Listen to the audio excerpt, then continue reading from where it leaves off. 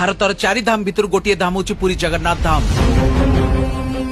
सारा विश्व चाहक पाद तले मुंड नुआए। ओडिशार खोर्धा पाइकंक भୟରେ ग्रीक रो अलेक्जेंडर भी ओडिशा आसिया को भय करथिले।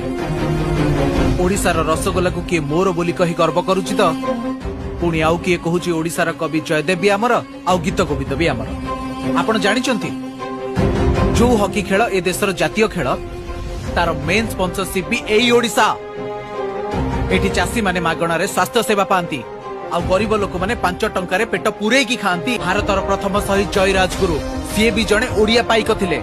दूरवीक्षण जंत्र नुह बाउंस नली आउ केई खंड काठी साहाय्य रे सूर्य चंद्र नक्षत्र गतिविधि मापी दिले।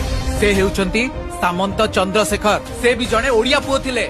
एबे देशर सर्वोच्च नागरिक राष्ट्रपति द्रौपदी मुर्मू से भी आम ओडिया।